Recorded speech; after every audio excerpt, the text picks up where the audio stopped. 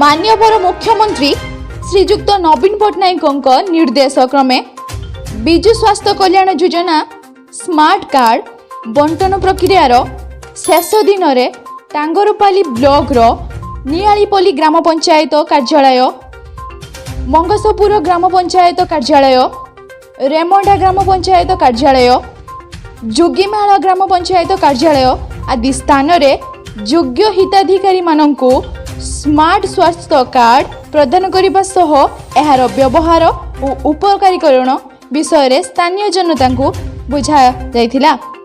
एही शुभ अवसर रे किछि भूमिहीन व्यक्ति को ओडिशा सरकार तरफ पट्टा प्रदान करा जाइथिला।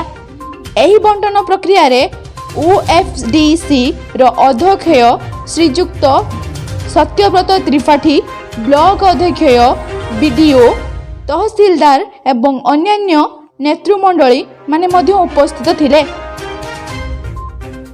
ब्यूरो रिपोर्ट, प्रगति न्यूज।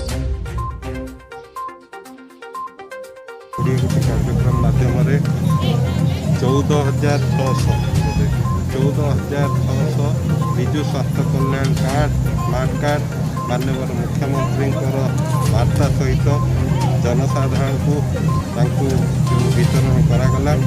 समस्त ब्लॉक पंचायत आदिवासी जनसाधारण, निर्वाचित प्रतिनिधि एवं सरकारी अधिकारी समस्त हार्दिक धन्यवाद रही सहयोग कर। ये जो कार्ड आगामी दिन में निश्चय एक जुगान्तकारी पदक्षेप माननीय मुख्यमंत्री नहीं। मु भावुची भारत वर्ष एभली योजना को राज्य में नहीं, ये प्रथम थर पर जनसाधारण निश्चय उपकृत हेबे एवं प्रभु जगन्नाथ आशीर्वाद करेंगे। आगामी दिन में निरोग रहिबे एवं